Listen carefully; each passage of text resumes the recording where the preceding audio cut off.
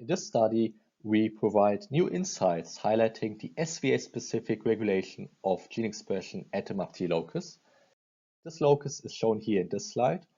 A problem in defining regulatory associations is that this region is contained within a large genomic inversion termed H1, H2, and H1 has been linked with increased risk of developing PD and ALS-FTD, and we are interested in a SINE VNT ALU showed SVA retrotransposon, which is a transposable element termed SVA67 located about 12 kb upstream of the cancel-1 gene.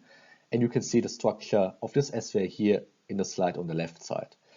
This SVA is a retrotransposon insertion polymorphism, which means that it is polymorphic for its presence or absence in the population.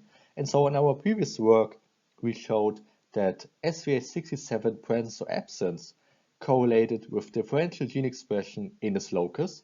However, as this SVA is present in H1 and absent in H2, this association cannot be differentiated from the haplotype-specific influence on gene expression.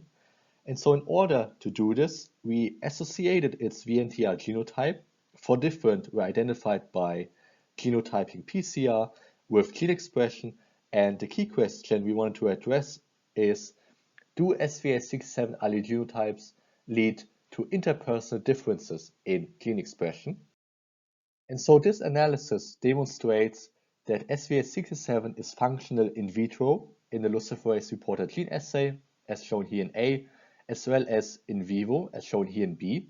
So using RNA-seq data from the PPMI cohort, we show that the allele genotype of SVA67 was significantly associated with differential expression of several genes, including cancel-1. And so based on this work, our next steps aim to generate tagging SNPs for the different SVA67 alleles to increase sample size and also to genotype other cohorts like the target ALS cohort and to potentially identify disease risk alleles, and also to generate CRISPR cell lines to validate our previous findings on the presence-absence association with gene expression. This study highlights the potential of SVA67 to act as regulatory domain in the MAPT locus, which could lead to interpersonal differences or variation in the population and adds an additional layer of complexity when analyzing the missing heritability of diseases like ALS-FTD. And with that, thank you very much for listening.